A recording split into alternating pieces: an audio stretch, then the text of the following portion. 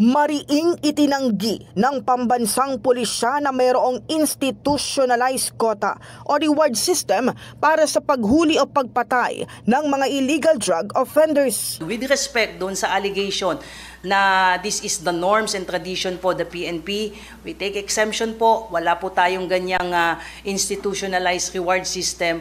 At least doon sa sinasabing may quota system at may reward system para humuli at pumatay ng mga illegal drug offenders. Ito ang iginiit ng PNP bilang depensa sa pahayag ni Interior Secretary John Vic Remulla. It is our theory, but not proven, na dahil sa reward system na ginawa ng instituted by the PNP when 2016 started, ang drug haul ay hindi nire-report at tuwing dahil may reward, kukuha sila ng tingi, ilalagay doon, may reward, may accomplishment.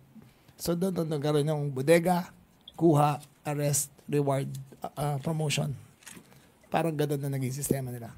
Paliwanag ni Fajardo, ang reward system ng PNP ay limitado lamang sa paghuli ng mga most wanted persons at ito ay dumadaan sa tamang proseso. We have existing rewards but these rewards are limited doon po sa arrest ng mga most wanted person at dumadaan po yan sa proseso. Yung mga nagbibigay po ng information that led to the arrest of notorious criminals. Sinabi pa ni Fajardo na walang PNP chief ang papayag na gawing dahilan ang reward system para pumatay ng tao at pinaninindigan din nilang hindi ito nakaugat sa kanilang institusyon.